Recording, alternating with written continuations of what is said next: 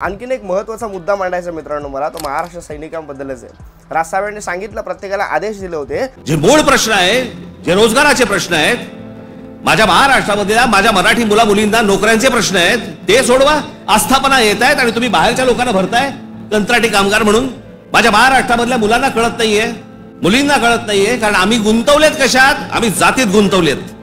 मारामाऱ्या करा, डोकी फोडा, व्हॉट्सअप वरती जातीत शिव्या घाला, हे उद्योग आमचे सगळे सुरू आहेत। मूळ प्रश्नाकडे आहे कोणाचं लक्ष?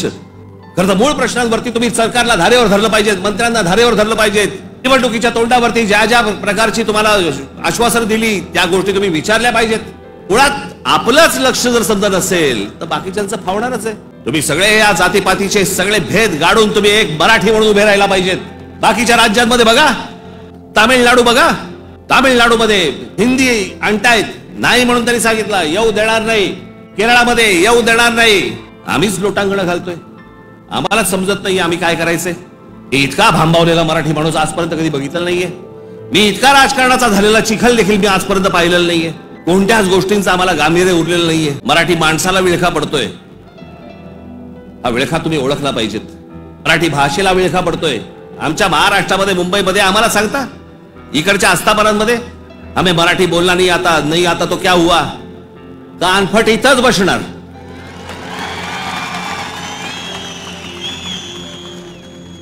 फालतू देशभीष सांगायचं नाही आम्हाला।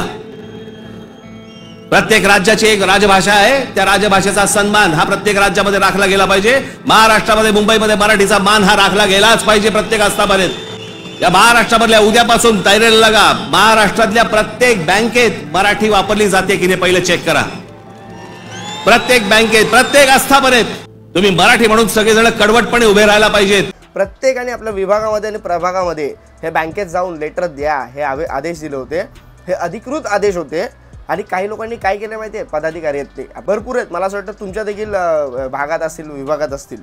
काही लोक जे आहेत ना, त्यांनी फक्त काय केलंय, जाऊन त्यांना लेटर दिलेत बँकेतल्या लोकांना, तिकडे जाऊन त्यांना सांगितलं नाही। समोर दिसत आहेत गोष्टी हिंदी आणि इंग्रजीमध्ये आहेत, पण तरी त्यांना काय बोलले नाहीत। जाऊन फक्त फोटो काढलेत आणि फेसबुकवर टाकले, आम्ही त्यांना सांगितलंय की मराठी झालं पाहिजे। त्याच्यानंतर काय, त्याच्यानंतर हे लोक काहीच करत नाही। 2-3 दिवसांनी विषय थंड झाला की हे लोक थंड बसून जातात। हे लोक फक्त वरून आदेश आलेत म्हणून काय ते असतात ना, ते शिक्का मारून दे आम्हाला, बस झालं आमचं काम। हे असे जे मनसेचे पदाधिकारी आहेत, मला आज त्यांच्या विरुद्ध पण बोलायचं आहे। मित्रांनो, हे पदाधिकारी आहेत ना महाराष्ट्रातले काही मनसेचे, हे लोक काय करतात, पदे घेऊन फक्त बसलेले। वरून आदेश आले म्हणून ह्यांनी जाऊन लेटर दिले, तिकडे सह्या करून घेतल्या, स्टॅम्प मारून परत आणले, तिकडे वर आपल्या राजसाहेबांना दाखवायचं म्हणून ते दाखवायला, तिकडे सोशल मीडियावर फक्त टाकायचं म्हणून टाकलंय। बाकीचे आपल्याला दिसतात, बाकीचे जर तुम्ही पाहिलं, महेंद्र भानुशालीपासून जे सगळे आपण व्हिडिओ आता पाहतोय, नवीन नवीन लोक आपण पाहतोय, जे महाराष्ट्र सैनिक येत आहेत त्यांचे व्हिडिओज पाहतोय। का प्रत्येक व्हिडिओ आपल्या समोर येत नाही? चला, प्रत्येक व्हिडिओ मीडियाद्वारे समोर जरी येत नसेल तरी बरेच शाखा अध्यक्ष आहेत आपले मनसे पदाधिकारी, त्यांच्या शाखा अध्यक्षांच्या तुम्ही फेसबुक अकाउंटवर जाऊन बघा, एकही व्हिडिओ आलेला नाही। फक्त जाऊन निवेदनाचा फोटो असेल, बस तेवढंच। म्हणजे ह्यांना काही पडलेलं नसते, ह्यांना फक्त पदं घेऊन बसलेले असतात। त्यांना कुठेतरी पैशाची जेव्हा कामं असतात ना, तेव्हा हे लोक जातात वर्गाने काढायला।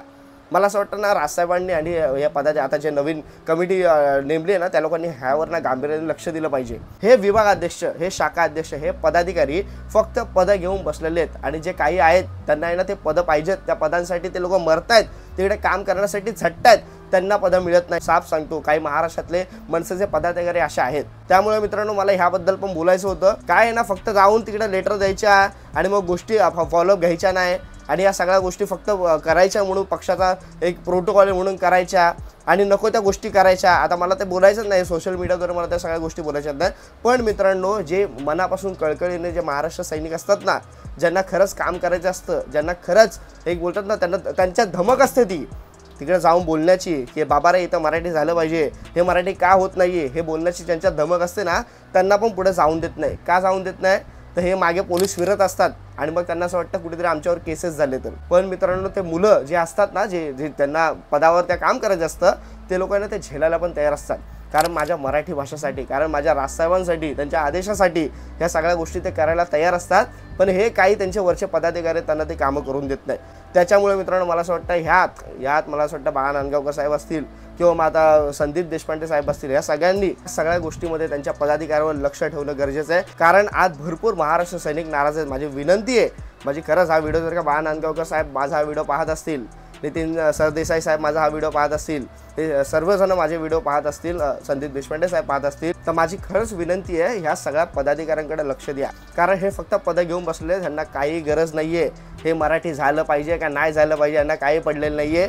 भरपूर महाराष्ट्रात अशा ठिकाणं आहेत जिकडे का हे बँकेतले लोक आहेत ना, तिकडे ते स्वतः बोलतात जाऊन ते आमच्याकडे आले होते मनसेवाले, फक्त लेटर देऊन गेलेत, त्याचा फॉलोअप कोण घेत नाही. मला असं वाटतं तुमच्या देखील इथे असेलच. तुम्ही जावा, तुम्ही स्वतः जावा महाराष्ट्र सैनिक म्हणून आणि पहा तिकडे ना तुम्हाला मराठी नसून तिकडे हिंदी आणि इंग्रजीमध्ये सगळ्या गोष्टी तुम्हाला दिसतील. पण तिकडे कुठला महाराष्ट्र सैनिक गेलेला नसेल, कुठला मनसेचा पदाधिकारी गेलेला नसेल, राजसाहेबांचा आदेश असूनही गेला असेल तरी काय केलं असेल, फक्त जाऊन फक्त लेटर दिलं असेल, विचारलं नसेल हे काय आहे हिंदीमध्ये.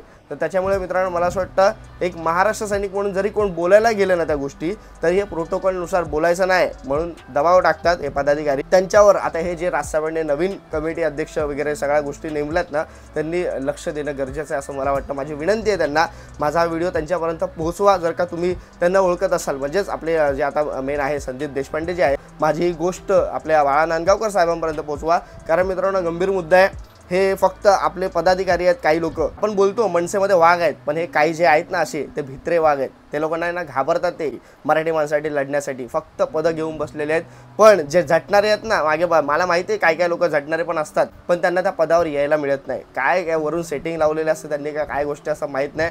पण मित्रांनो हे मला असं वाटतं बाकीच्या सगळ्या पक्षात होत आहेत, पण मनसेमध्ये हे होता कामा नाही असं मला मनापासून वाटतं. त्याच्यामुळे राजसाहेबांनी आता कमिटी पण नेमली आहे. माझा विश्वास आहे त्यांच्यावर. आता पाहूयात ते कुठपर्यंत किती खोलात जाऊन यांच्यापर्यंत पोहोचतायत. त्याच्यामुळे मला तर कमेंट करून तुम्ही सांगा तुमच्याकडे पण असे कोण असतील पदाधिकारी. मला असं वाटतं मित्रांनो जेवढं मी महाराष्ट्र सैनिकांबद्दल मनसेबद्दल चांगलं बोलतो ना, हे चांगल्याच गोष्टी झाल्या पाहिजेत. जे कामं होत नाहीत, ज्यांना कामं करता येत नाहीत, त्यांना त्या पदावरून काढलं पण पाहिजे. हे स्ट्रिक्टपणे आता मनसेमध्ये झालं पाहिजे. कारण मित्रांनो काय होतंय ना, ह्या मनसेमध्ये ना ह्याच लोकांमुळे ना आपला मनसे पक्ष खाली जातोय.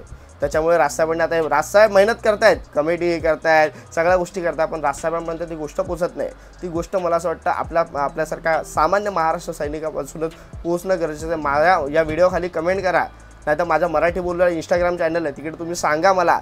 तिकडे मी प्रयत्न करेल, बाळा नांदगावकर साहेब असतील, संदीप देशपांडे साहेब असतील, यांच्यापर्यंत मी पोहोचण्याचा प्रयत्न करेल आणि त्यांना सांगण्याचा प्रयत्न करेल की इथे हे पदाधिकारी आहेत, त्यांच्याकडून काम होत नाही आहेत आणि त्याच्यामुळे तिकडे लक्ष द्या. मग तिकडे त्यांच्याकडे वेगळं लक्ष देण्यासाठी म्हणून काहीतरी आपण योजना पुढे करूयात असं मला वाटतं. महाराष्ट्रातले प्रश्न सुटणं गरजेचं आहे, मराठी माणसाला न्याय मिळणं गरजेचं आहे. आणि ते जर का कुठल्या मनसे पदाधिकारी करता येत नसेल, तुम्हाला असं वाटतंय महाराष्ट्र सैनिकांनो, तर मला कॉन्टॅक्ट करा. मला मराठी बोलू इंस्टाग्राम चॅनलला मेसेज करा आणि सांगा. मी तुमचा मेसेज, तुमचा निरोप या संदीप देशपांडे साहेब असतील किंवा मग बाळा नांदगावकर साहेब असतील यांच्यापर्यंत पोहोचवण्याचा प्रयत्न करेल. आणि बाकीचे आता महाराष्ट्रात चाललंय ज्या बँकेचं आपण पाहतोय, प्रत्येक जण आपापल्या पद्धतीने चांगलं काम करतायत. एक मनामध्ये त्यांच्या जोश आणि जज्बा जो असतो तो दिसतोय. राजसाहेबांच्या आदेशानुसार जे काम करतायत, खरंच त्यांना वाघ बोलतो वाघ. आणि त्या वाघांना माझा मनापासून सलाम आहे. आणि त्या माझ्या भावाला मनापासून सलाम, ज्याने त्या मराठी भैयाला कानाखाली मारली. खरंच जिंकलंच मित्रा. आणि असे मराठी आडवे आले तर त्यांना तिडवे करून पुढे जा, एवढंच मला महाराष्ट्र सैनिकांना सांगायचं आहे. तुर्तास थांबतो मित्रांनो. जय हिंद, जय महाराष्ट्र.